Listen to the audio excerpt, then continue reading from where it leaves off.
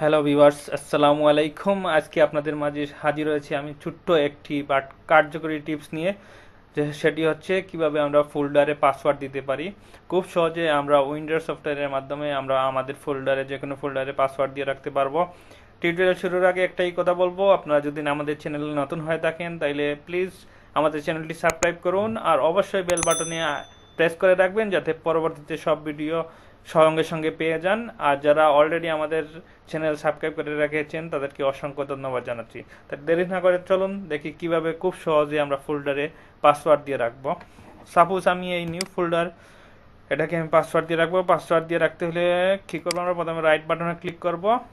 Right button click করার পর add to আর্কাইভে click করব। আমি এড টু আর্কাইভ করে আমরা যাব অ্যাডভান্সে যাওয়ার পর দেখেন এখানে আছে সেট পাসওয়ার্ডে ক্লিক করব। তারপর আপনার পছন্দের একটা পাসওয়ার্ড দিবেন, এন্টার পাসওয়ার্ড, সেম পাসওয়ার্ডটা আবার নিচে দিবেন, রি এন্টার করবেন, তারপর ওকে দিয়ে ওকে আবার ক্লিক করব।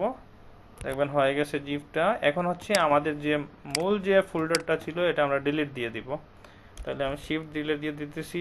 শিফট ডিলিটের কাজ তো অবশ্যই জানেন, তারপর যারা জানেন না তাদেরকে বলতেছি ডাইরেক্ট যদি কোনো কিছু পার্মানেন্টলি ডিলিট দিতে চান তাহলে শিফট ডিলিট দিবেন, সেটা রিসাইকেল বিনেও যাবে না। তাইলে আমরা শিফট ডিলিট দিলাম, এটা ডিলিট হয়ে গেছে। দেখেন এটা রিসাইকেল বিনেও নাই। এখন আমরা দেখি ফোল্ডারটা ওপেন করি।